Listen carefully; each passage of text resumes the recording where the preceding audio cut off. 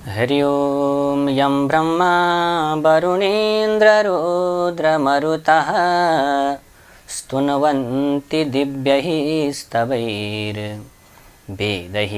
साङ्गपदक्रमोपनिषदैर्गायन्ति यं सामगाः ध्यानावस्थिततद्गतेन मनसा पश्यन्ति यं योगिनो यस्यान्तं न विदुः सुरासुरगणा देवाय तस्मै नमः।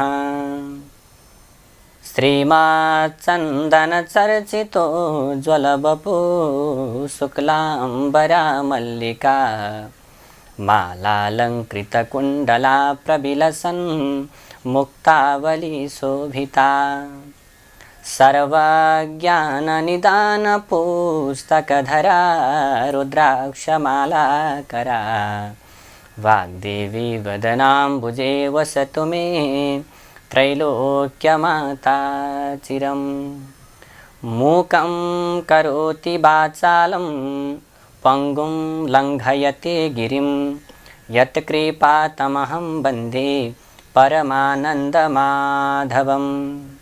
नमो भगवते तस्मै व्यासायामित तेजसे यस्य प्रसादाद् वक्ष्यामि नारायणकथामिमां।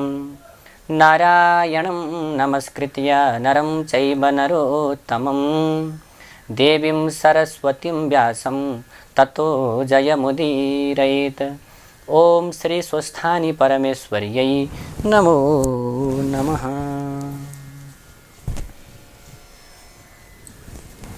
अथ द्वाविंशोऽध्यायः। स्त्री स्वस्थानी व्रत कथा को 22औं अध्यायमा गएर कुमारजीले आज्ञा गर्नुहुन्छ, हे अगस्त्य मुनि, शिव शर्मा ब्राह्मण र गोमा ब्राह्मणी त्यहाँबाट हिँडिसकेपछि शिव भट्ट र सतीले आँखाले देखिएसम्म हेरिरहे। देखिन छाडिसकेपछि प्रभु वृक्षमा चढेर हेरे। जब वृक्षबाट पनि देखिन छाड्यो, त्यही वृक्षको हाँगामा बसेर अनेक विलाप गर्न लागे। दैवको संयोगले त्यसै बखतमा रुखको हाँगो भाँचियो र दुवै स्त्री पुरुष वृक्षबाट लडेर मरे। तब श्री महादेवका दूतहरू आएर विमानमा बसालेर कैलाशपुरी तर्फ लगे। तब ती दुवै दम्पत्ति दिव्य देह भएर कैलाशपुरीमा शिवका पार्षद भएर रहँदा भए। यता शिव शर्मा र गोमा ब्राह्मणीले डोलेहरूसँग यो वनको नाम के हो, त्यो पर्वतको नाम के हो, त्यो वृक्षको नाम के हो भनेर सोध्दै सोध्दै गए। डोलेहरूले पनि यस वनको नाम यो हो, यस वृक्षको नाम यो हो भनेर बताउँदै गए। जाँदा जाँदा निकै पर पुगिसकेपछि एउटा सुन्दर वन र तलाउ भएको स्थानमा पुग्दा झमक्कै साँझ पर्यो।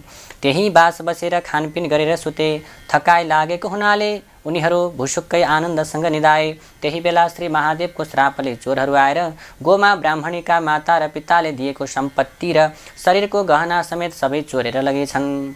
भोलिपल्ट बिहान उठेर हेर्दा सम्पूर्ण द्रव्य र शरीरको गहना समेत चोरिएको देखेर अत्यन्त अधैर्य भएर गोमा रुन लागिन्, कराउन लागिन्। तब डोलेहरूले भन्दछन्, हे गोमा, नरो नरो नरो, थाकेका हुनाले हामीलाई पनि साह्रै नै निद्रा परेछ। आज यस्तो नजाति भयो, हामी अभागी रहेछौँ। अब तिम्रा माताजी र पिताजीलाई हामीले के भनौँला? अब तिमीले जसो भन्दछौ। डोलेहरूले यति भनेको सुनेर गोमाले भन्दछिन्, हे भारवाहकहरू हो, अब तिमीहरू यहीँबाट फर्क, किनभने तिमीहरूलाई लगेर मैले के खान दिने, यो समाचार मेरा माता र पितालाई पनि सुनाइदिनु। यति गोमाले भनेको सुनेर डोलेहरूले हुन्छ भनेर गोमालाई प्रणाम गरेर आफ्ना घर जान भनेर फर्किसकेपछि शिव शर्मा ब्राह्मण र गोमा ब्राह्मणी पनि वनमा जो पाइएको फलफुल खाएर त्यहाँबाट ठुलो पर्वतमाथि पुगे। अनि गोमाले भन्दछिन्, हे स्वामी, मलाई अत्यन्त भोक लाग्यो, अब हिँड्न पनि नसक्ने भए के गरौँ भनेर बाटोमै अलपत्र परिन्। गोमा ब्राह्मणी गर्भिणी थिइन्, अतः शिव शर्मालाई अत्यन्त दया लाग्यो र गोमालाई काखमा राखेर स्नेहपूर्वक भन्दछन्, हे स्त्री, हे पत्नी, यहाँ फलफुल केही पनि पाइँदैन, यहाँ जलाशय पनि छैन, यस्तो ठाउँमा म तिमीलाई के खान दिउँ? यहाँबाट अलि पर गइसकेपछि फलफुल पनि पाइन्छ र जलाशय पनि छ। जाउँ हिँड भनेर बुझाएर हातमा समातेर सुस्त सुस्त बिस्तारै हिँडाएर अगाडि लगे। गोमा पनि हे प्रभु, आज मेरो यो अवस्था भयो भनेर सुस्केरा राख्दै बिस्तारै बिस्तारै अगाडि बढिन्। पर्वतको फेदीमा पुगिसकेपछि शिव शर्मा ब्राह्मणले फलफुल टिपेर खान दिएर पानी पनि पिउन दिए अनि भन्दछन्, हे पत्नी, अब हाम्रो घर पनि आइपुग्यो भन्दै चन्द्र ज्योति नगरको बाहिर पुर्याए अनि त्यही एउटा खरको झुपडी उत्पन्न गरेर, हे स्त्री, हे पत्नी, हाम्रो घर यही हो भनेर देखाए। र गोमा ब्राह्मणी घरभित्र गएर हेर्दा माकुराको जालो र कसिङ्गर मात्र देखेर आफ्ना माता र पिताको घरलाई सम्झेर बहुतै अधैर्य भएर रुन लागिन्। फेरि मेरो कर्मले यस्तै पारी ल्यायो, अब रोएर पनि केही लाभ छैन भनेर धैर्य धारण गरेर कुचोले माकुराको जालो मिल्काएर कसिङ्गर बढारेर सफा गरिन्। घरमा जे भएको खाएर गोमा ब्राह्मणी दुःखको समुद्रमा डुबिरहिन्। त्यसपछि एक दिन शिव शर्मा ब्राह्मणले आफ्नी पत्नी गोमासँग भन्दछन्, हे पत्नी, तिमी गर्भिणी छौ, हाम्रो घरमा सम्पत्ति छैन, अन्न छैन, धन सम्पत्तिको हाम्रो घरमा अभाव छ, गर्भाधान कर्म पनि गर्नु पर्यो, कसरी गर्ने? फेरि सुत्केरीमा के खर्च गरौँला? यसैले यसका निम्ति म परदेशमा गएर कसैसँग केही मागेर वहाँ कुनै प्रकारको काम गरेर आउँछु। त्यति बेलासम्म तिमीले आफ्नो शरीर र घरको रक्षा गर्नु, केवल रोएर मात्र नबस्नु। आफ्ना स्वामीको त्यस्तो वचनलाई सुनेर गोमाले भन्दछिन्, हे स्वामी, मलाई यस्तो अवस्थामा एक्लै छाडेर कहाँ जाने मन गर्दै हुनुहुन्छ अनि मैले हजुर एक्लै बसेर यहाँ के गर्ने, के खाने? फेरि मलाई यहाँ कसले के देला र विशेष हजुर वृद्ध भएकालाई मैले कसरी कहाँ पठाउँ? हजुरको शरीर पनि बुढो भइसकेको छ। यही यजमानहरू कहाँ गएर जो मिलेको मागेर ल्याएर सञ्चय गरौँला, अतः कहीँ पनि जाने मन नगर्नुहोस् भनिन्। र शिव शर्माले भन्दछन्, हेर पत्नी, हामी निर्धन भए पनि ब्राह्मणको कर्म नगरेर हुँदैन। 1 महिनामा त म आइपुग्नेछु, तबसम्म भोजन गर्नका निम्ति नपुगेमा चन्द्र ज्योति नगरमा यजमानहरू छन्, तिनका घरमा गएर भिक्षा मागेर खानु भनेर बुझाए। यति आफ्ना स्वामीले भनिसके पछाडि गोमाले पनि दुखी मन गरेर मन्जुर गरिन् अनि शिव शर्मा भिक्षा माग्नका निम्ति परदेशतर्फ हिँडे। 1-2 दिनको बाटो हिँडिसकेपछि नारायणी गङ्गाको तटमा ऋषिहरूको आश्रममा पुगे। त्यहाँ वृद्ध अवस्थामा भएका 2 पति पत्नी ब्राह्मण ब्राह्मणी बसेका थिए। त्यहाँ शिव शर्माले नारायणी गङ्गा स्नान गरेर ती वृद्ध दम्पत्ति कहाँ गएर मलाई नित्य पूजा गर्नका निम्ति केही फलफुल दिनुहोस् भनेर मागे। ती ऋषिका आश्रममा वरिपरि प्रशस्त फलफुल थिए। ती शिव शर्माको कुरालाई सुनेर ती वृद्ध दम्पतिले, तिमी को हौ, कहाँबाट आयो भनेर सोद्धा। शिव शर्माले भन्दछन्, म चन्द्र ज्योति नगरको शिव शर्मा नामको ब्राह्मण हुँ। घरमा पत्नी गर्भवती हुनाले गर्भाधान आदि कर्म गर्नका निम्ति भिक्षा माग्न भनेर हिँडेको। तब ती वृद्ध ब्राह्मणले आफै टिपेर लैजाऊ भनेर शिव शर्मा आफै वृक्षमा चढेर फलफुल टिप्न लागे। त्यसै अवसरमा संयोगले रुखको हाँगो भाँचिएर शिव शर्मा रुखबाट लडेर उनको त्यही नै मृत्यु भयो। ती शिव शर्मा मरिसकेपछि महादेवको रूपलाई धारण गरेर कैलाशमा पुगे। पार्वतीले महादेव आउनुभएको देखिन् र सुनको कमण्डलुले पाउ धोएर भित्र लगेर बसालेर भन्दछन्, हे ईश्वर, लोग्ने मानिसहरू त पापी हुँदा रहेछन्। आज हजुरले मलाई बिर्सनु भएको थियो, बल्ल सम्झनु भएछ र आउनु भएछ।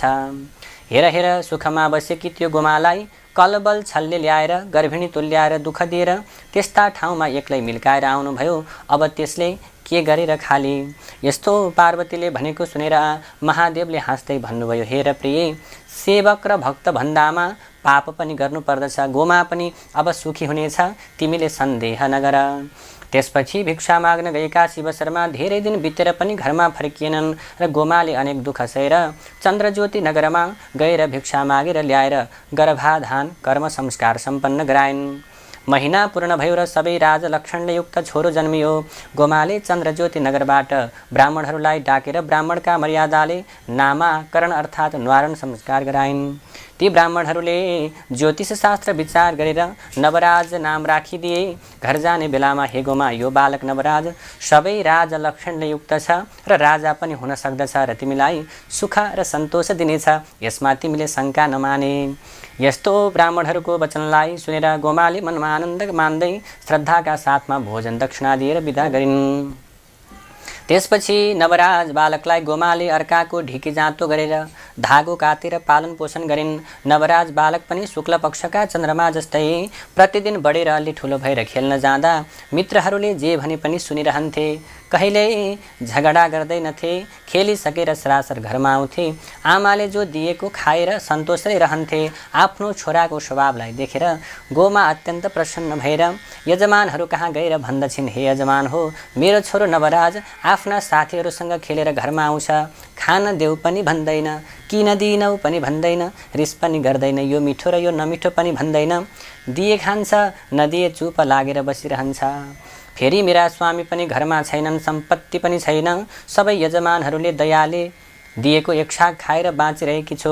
अब त्यसको चुडा कर्म र व्रतबन्ध आदि कसरी गरिदिउँ भन्ने चिन्ता लागिरहेको छ। गोमाको त्यस्तो वचनलाई सुनेर यजमानहरूले आफ्नो आफ्नो श्रद्धाले जो सकेको दिएर गोमाले सम्पूर्ण सामग्री तयार गरेर ब्राह्मणहरूलाई डाकेर नवराजको चुडा कर्म र व्रतबन्ध गरिदिन्। अनि वेद पुराण आदिको शिक्षा पनि दिलाइन्। एक दिन नवराजको चाल चलनले प्रसन्न भएका यजमानहरू स्वयं गोमा कहाँ गएर भने, हे गोमा, नवराजको विवाह गर्ने भए वरुणपुरका अग्निस्वामीकी कन्या चन्द्रावती छन्, तिनैसँग विवाह गरिदिउँ। सबै सामग्री ठिक पार यजमानहरूले अब वरुणपुरका अग्निस्वामीकी कन्या चन्द्रावतीसँग विवाह गरिदिने कुरा गरिसकेपछि उनले भन्दछिन्, हे यजमान हो, मेरो छोराको कमाई पनि छैन, घरमा सम्पत्ति पनि छैन, त्यसलाई कन्या कसले दिलाएर फेरि विवाह कसरी गरिदिने। यति सुनेर यजमानहरूले भन्दछन्, हे गोमा, जे चाहिएको सामग्री हामी दिन्छौँ, के चाहिन्छ। यति यजमानहरूले भनेको सुनिसकेपछि गोमाले भन्दछन्, हे यजमान हो, हामीलाई निर्धन जानेर तिमीहरूको यस्तो दया, हामी धन्य धन्य रहेछौँ भनेर विवाहको समस्त सामग्री जे चाहिएको छ त्यो मागिन्। र यजमानहरूले पनि चाहिए जतिको सामग्री प्रदान गरे। अनि असल दिनमा शुभ मुहुर्त शुभ दिन ठहर्याएर शुभ लग्न निकालेर ब्राह्मणको मर्यादाले वरुणपुरका अग्निस्वामीकी कन्या चन्द्रावती र नवराजको विवाह सम्पन्न भयो। त्यसपछि एक दिन नवराज बाहिर खेल्न गएको बेलामा तिनका मित्रहरूले भन्दछन्, हे नवराज, आजसम्म हामी तिमीलाई नवराज ब्राह्मण भन्दथ्यौँ, तर अबदेखि आजको दिनदेखि तिमीलाई हामी बिना बाबुको छोरो भन्दछौँ है। किनभने तिम्रा पिता भए तिनको नाम के हो, तिमी कसका छोरा हो, हामीलाई भन। यस्तो आफ्ना मित्रहरूले भनेको सुनेर नवराज केही पनि उत्तर दिन नसकेर घरमा आएर भन्दछन्, हे माताजी, मेरो पिताजी को हो, म कसको छोरा हुँ, मेरा पिताको नाम के हो भनेर साथीहरूले भनेको सारा प्रकारको कुरा आमालाई सुनाए। अनि मेरा पिता कहाँ छन् भनेर सोद्धा नवराजको यस्तो कुरा सुन्न साथ गोमाले वर्षाकालमा मेघ वर्षे झैँ अविरल आँसु बगाउँदै भनिन्, हे नवराज, तिम्रा पिताको नाम शिव शर्मा हो, तिमी गर्भमा छँदै भिक्षा माग्न परदेश गएका आजसम्म फर्किएका छैनन्, कतै केही कारण परेर रोकिएका छन् कि संसारमै छैनन् कि थाहा पाउन सकिन। यस्तो गोमाले भनेको सुनेर नवराजले भन्दछन्, हे माताजी, त्यसो भए मलाई आज्ञा दिनुहोस्, कहाँ बसेका छन्, म गएर विचार गरेर आउँछु। नवराजको यस्तो कुरालाई सुनेर गोमाले भन्दछन्, हे छोरा, तिम्रो मुख हेरेर तिम्रा पितालाई बिर्सिरहेकी थिएँ, अब तिमी पनि छाडेर जाने भए म कसको आधारले बाँच्ने। फेरि तिमी गइसकेपछि तिम्री पत्नी चन्द्रावती पनि माइत जाने छिन्, यसै कारण कहीँ पनि जान्छु नभन मेरो बाबु। गोमाले भनेको सुनेर नवराजले फेरि भन्दछन्, हे माताजी, म केही भन्दछु सुन्नुहोस्। पुत्रस्य परमो धर्मः पितृद्धार समो नहि, पितृद्धारं न कुरुते स्वयं च सुखमीच्छति, स याति नरकं घोरं यावत् चन्द्रार्कमेदिनी। छोराको सबैभन्दा पहिलो र ठुलो धर्म के हो भने पितृहरूको उद्धार गर्नु। जुन छोरो भएर पितृको उद्धार नगरेर केवल आफ्नै सुख भोगतिर लागिरहन्छ भने त्यो जबसम्म पृथ्वी र चन्द्र सूर्य रहन्छन् तबसम्म घोर नरकमा पर्दछ माताजी। त्यसैले म गर्भमा छँदै जानुभएका मेरा पिताजी यो उमेर हुँदा पनि किन फर्किनु भएन, मृत्यु भइसकिनु भएको छ कि जीवित हुनुहुन्छ, त्यसको निधो मैले नगरे कसले गर्छ त माताजी। मरेको निश्चय भए पनि निश्चय गरेर आउँला, बाँचेकै हुनुहुन्छ भने पनि साथमा लिएर आउँला, यति पनि गर्न नसके मैले जन्म लिएको व्यर्थ हुन्छ माताजी। हे माताजी, हजुरको सेवा गर्न बुहारी छँदैछ, मलाई बिदा दिनुहोस्, म जान्छु। नवराजका यस्ता कुरालाई सुनेर गोमाले भन्दछन्, हे छोरा, तिमी धन्य रहेछौ, तिम्रा पिताजी मरेको भए पनि बाँचेको भए पनि छिट्टै खबर लिएर आउनु भनेर के गरिन्, शिरमा हात राखेर आशीर्वाद दिन्। नवराजले माताको आशीर्वाद थापेर दण्डवत प्रणाम गरेर आफ्नी श्रीमती चन्द्रावतीलाई सम्पूर्ण प्रकारको गराउनुपर्ने भन्नुपर्ने कुरा भनेर पिताको खबर गर्नका निम्ति परदेशतर्फ हिँडे। जाँदा जाँदा केही दिनमा प्रभु नारायणी गङ्गाको तटमा ऋषिका आश्रममा पुगे। त्यहाँ अत्यन्त वृद्ध भइसकेका ब्राह्मण र ब्राह्मणीलाई देखेर सोद्धछन्, तिमीहरू को हौ, यहाँ किन बसेका? यति सुनेर वृद्धले भन्दछन्, हे बालक, हामी ब्राह्मण हौँ, वृद्धावस्था भयो र नारायणी गङ्गामा शरीर त्याग गरौँला भनेर घरलाई छाडेर यहाँ झुपडी बनाएर बसेका हौँ, तिमी को हौ, यहाँ के कामले आयो? तिनको यस्ता कुरा सुनेर नवराजले भन्दछन्, हे प्रभु, म पनि नवराज नाम गरेको ब्राह्मण हुँ। म गर्भमा हुँदा गर्भाधान कर्म गर्न भिक्षा माग्न हिँडेका मेरा पिता शिवशर्मा नामका ब्राह्मण आजसम्म घरमा फिरेनन्। तिनैको खबरलाई हिँडेको अथवा खोज खबर गर्न हिँडेको हजुरहरूले कतै देख्नुभयो कि? यस्तो नवराजको वचनलाई सुनेर ती वृद्धले भन्दछन्, हे नवराज, गर्भाधान कर्म गर्नका निम्ति भिक्षा माग्न आएका चन्द्रज्योति नगरका शिवशर्मा नामका वृद्ध ब्राह्मणलाई हामीले देखेथ्यौँ। यहीँ आएर आफ्नो नित्य पूजा गर्न, फलफुल टिप्न त्यस वृक्षमा चढेका थिए। दैव संयोगले त्यो वृक्षको हाँगो भाँचियो र वृक्षबाट लडेर उनको मृत्यु भयो।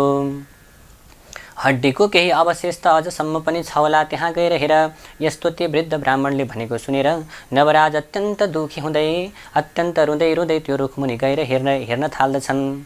त्यहाँ आफ्ना पिताजीको हाडलाई भेटेर, हे पिताजी, मेरै निम्ति भिक्षा माग्न आउनुभएका मेरै मुख देख्न नपाई आज यस्तो स्थानमा आएर रुखबाट लडेर हजुरको मृत्यु भएछ। यो समाचार मैले मेरी आमालाई कसरी सुनाउला? मेरी आमाले शोक गर्दा मैले के भनेर बुझाउला मेरो प्रभु? भन्दै अनेक तरहले शोक गरेर रुन लागे। फेरि धैर्य धारण गरेर पिताजीको उद्धार गर्नु मेरो कर्म हो भन्ने विचार गरेर भएको हड्डीलाई बटुलेर गङ्गामा प्रवाह गरेर ब्राह्मणका मर्यादाले दशगात्र क्रिया गरिसकेर अब कता जाउँ, घर जाउँ भने सम्पत्ति छैन। विशेष यो समाचार सुनाएर आमाले शोक गरेको मात्र हेर्नु छ, त्यसै कारणले कसरी घरमा जाने?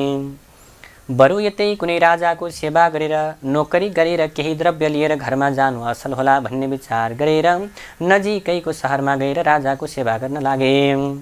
अनि फेरि अझै कुमारजीले आज्ञा गर्नुहुन्छ, अगस्त्य मुनि, नवराज ब्राह्मण पिताको खबर गर्न गइसकेपछि नवराजकी पत्नी चन्द्रावतीले सासु गोमासँग भन्दछन्, हे माताजी, म माइत नगएको पनि धेरै समय भइसक्यो। यहाँ खाने अन्न पनि छैन, लगाउने लुगा पनि छैन, अर्कासँग मागेर मात्र कति दिन निर्वाह हुन्छ र? त्यसैले म केही दिनका निम्ति माइत जान्छु। हजुरले आफ्नो शरीर र घरको रक्षा गर्नुहोला। हजुरका छोरा आइसकेपछि मलाई बोलाउन पठाउनुहोला। म गइसकेपछि एक पेट पाल्न हजुरलाई पनि कठिन हुने छैन।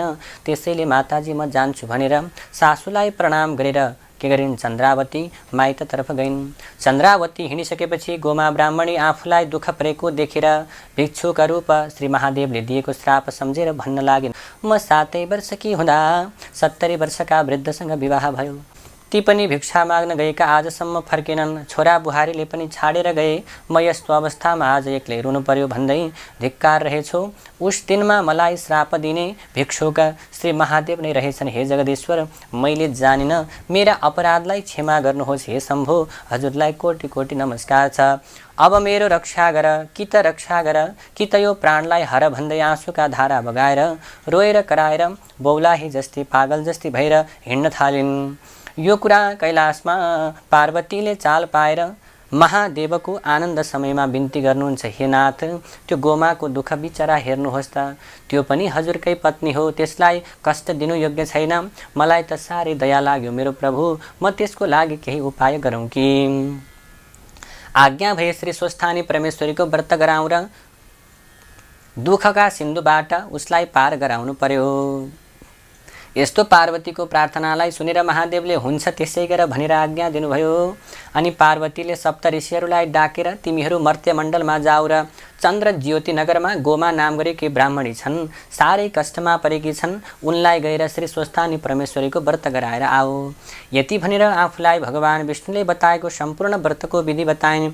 यति पार्वतीको आज्ञालाई सुनेर सप्त ऋषिहरूले पनि हवस माताजी भनेर मर्त्यमण्डलमा पुगेर चन्द्र ज्योति नगरको बाहिर गोठाला केटाकेटीहरूसँग सोद्धछन्, यहाँ दुखी र गरिब को छ? त्यो सोद्धा गोठालाहरूले यस चन्द्रज्योति नगरमा त्यस्ता दुखी त कोही पनि छैनन्, तर यो सहर बाहिर गोमा नाम गरेकी ब्राह्मणी साह्रै कष्टमा छिन्। त्यहीँ गएर सोध भनेर घर पनि देखाइदिए अनि सप्तऋषिहरू तिनको घरमा पुगे। गोमाले पनि सप्तऋषिहरूलाई देखेर प्रणाम गरेर भित्र लगेर पिर्कामा राखिन्। हे ऋषीश्वर हो, म यस्तै पापिनीका घरमा आएर के कति कामले दर्शन दिनुभयो। आज हजुरहरूको दर्शनले म धेरै धन्य भएकी छु, आज्ञा गर्नुहोस् भनिन्। र सप्तऋषिहरूले भन्दछन्, हे गोमा ब्राह्मणी, तिमी साह्रै नै दुखी हुनाले श्री स्वस्थानी परमेश्वरीको व्रत गराउँ कि भनेर हामी आएको हो। अब तिमी एकाग्र भएर सुन। सत्ययुगमा हिमालय पर्वतकी छोरी पार्वतीले महादेव स्वामी पाउनका लागि गरेको त्यो व्रत पौष शुक्ल पूर्णिमादेखि आरम्भ गर्नुपर्दछ। हात खुट्टाका नङलाई काटेर पवित्र भएर एकभक्त रहेर एकचित्त गरी नित्य मध्याह्न कालमा श्री महादेवको पूजा गर्नु। माघ शुक्ल पूर्णिमाको दिनमा 800 रोटी, 800 अक्षता, 800 जातका फूल र नाना उपचार तयार गरेर आरसी अर्थात् तामाको थालीमा ओमकार लेखेर गङ्गाजलले स्नान गराउनु। रक्तचन्दन, श्रीखण्ड, सिन्दुर, पुष्पमाला, वस्त्र, धूपदीप, नैवेद्य, मेवा, मिष्ठान्न, कस्तुरी भेटी चढाएर श्री स्वस्थानी परमेश्वरीको पूजा गरेर कथा आफै भन्नु, कथा सुन्नु। कथा सुन्ने कोही नभई आफै भन्ने, आफै सुन्ने। आफ्ना खाटलाई उइटा, धनु आदिलाई सुनाए पनि हुन्छ। त्यसपछि जुन कामना अर्थात् इच्छाले व्रत गरेको छ, मेरो त्यो अमुक कामना सिद्ध होस् भनेर अर्घ्य दिएर जप ध्यान बिन्ती गर्नु। श्री स्वस्थानी परमेश्वरी भनेकी कस्ती हुनुहुन्छ भने, हे गोमा ब्राह्मणी, ध्यानपूर्वक सुना। सुवर्ण वर्णदीप्ताभां त्रिनेत्रां कमलाननां सिंहासन समासीनां सर्वालङ्कारभूषितां नीलोत्पलधरां वामे दक्षिणे वरदां शुभां खड्गचर्मधरां स्वर्ध्वं वामदक्षिणयो क्रमात् चतुर्भुजां च मां वापि पूजयेद् वृषकेतुनम् एवं ध्यात्वा महादेवीं स्वस्थानीं जगदीश्वरीम् एवं ध्यात्वा महादेवीं स्वस्थानीं जगदीश्वरीं। पीतवर्ण सुवर्ण भन्दा पनि दिव्य वर्ण भएकी, 3 नेत्र भएकी, कमल पुष्प झैं मुखमण्डल भएकी, नाना अलङ्कार पहिरिएर सिंहासनमा बसेकी, खड्ग चर्म र नीलोत्पल लिएकी, 4 बाहु भएकी यस्तै श्री स्वस्थानी परमेश्वरीलाई हृदयले सम्झिँदै त्यही मेरो पनि पूजन गर्नु भनेर स्वयं महादेवले आज्ञा गर्नुभएको छ। यस्तै श्री स्वस्थानी परमेश्वरीको ध्यान गरेर यस्तो प्रकारको मन्त्रलाई पाठ गर्नु। नमस्तेस्तु जगन्मातः स्वस्थानी सर्वमङ्गले तव प्रसादाद् देवेशी व्रतं पूर्णं तवाज्ञया। हे जगन्माता, सम्पूर्ण लोकको कल्याण गर्ने हे देवी, हे स्वस्थानी परमेश्वरी, हजुरको कृपाले मेरो व्रत पुरा भयो भनेर प्रसाद र अष्टोत्तर 100मा 8 रोटी, 8 अक्षता, 8 बेली पुष्प, 8 पान, 8 कुडका सुपारी सगुन समेत आफ्ना पुरुषलाई दिनु। पुरुष पनि नभए छोरालाई दिनु, छोरा पनि नभए मित छोरालाई दिनु, मित छोरा पनि नभए मेरो यो कामना सिद्ध होस् भनेर के गर्नु, गङ्गामा नदीमा लगेर बगाइदिनु। अनि 100 रोटी आफूले फलाहार गरेर रात्रिमा उनी स्वस्थानी परमेश्वरीको कीर्तन गर्दै जागराम बस्नु। हे गोमा, यति गरिसकेपछि श्री स्वस्थानी परमेश्वरीको व्रतको प्रभावले तिम्रो सबै दुःख नाश हुनेछ। अन्यथा नमाने यही व्रतका प्रभावले पार्वतीले महादेव स्वामी पाउनुभयो। अब हामी जान्छौँ। यति सप्तऋषिहरूले भनेको सुनेर गोमाले मनमा आनन्द मान्दै भनिन्, हे ऋषीश्वर हो, म यस्तै पापिनीका घरमा केही पनि छैन, केले हजुरहरूको सत्कार गरौँ, आतिथ्य गरौँ। पसलबाट पान किनेर ल्याउँछु भनेर चर्खामा रहेको धागोको लरिया लिएर घरबाट निस्किन्। त्यसै बेला सप्तऋषिहरूले गोमाको कष्टलाई देखेर साह्रै दया लागेर 7वटा सुनका कौडी आफूहरू बसेको पिरुका मुनि छोडेर गए। जय जय श्री स्कन्द पुराणे केदारखण्डे माघ महात्म्ये कुमार अगस्त्य संवादे श्री स्वस्थानी परमेश्वर्या व्रतकथायां सप्तऋषि व्रतोपदेशो नाम 22 नारायण हरि हरि। हरि ओम उपनयतु मंगलं वः सकल जगन मंगलालयः श्रीमान् दिनकर किरण निबोधिता नवनलिन दल निवेक्षणः कृष्णः काले वर्षतु पर्जन्यः पृथिवी सस्यशालिनी देशोऽयं क्षोभरहितो ब्राह्मणाः सन्तु निर्भयाः अपुत्राः पुत्रिणः सन्तु पुत्रिणः सन्तु पौत्रिणः निर्धनाः सदनाः सन्तु जीवन्तु शरदां शतं तत्रैव गङ्गा यमुना च तत्र गोदावरी सिन्धु सरस्वती च तीर्थानि सर्वाणि वसन्ति तत्र यत्राच्युतोदार कथा प्रसङ्गः या कुन्देन्दुतुषारहारधवला या शुभ्रवस्त्रावृता या वीणावरदण्डमण्डितकरा या श्वेतपद्मासना या ब्रह्माच्युतशङ्करः प्रभृतिभिर्देवैः सदा वन्दिता सा मां पातु सरस्वती भगवती निःशेषजाड्यापहा कायेन वाचा मनसेन्द्रियैर्वा बुद्ध्यात्मना वा प्रकृतिस्वभावात् करोमि यद्यत् सकलं परस्मै नारायणायेति समर्पयेतद्। ॐ श्री स्वस्थानि देव्यार्पणमस्तु।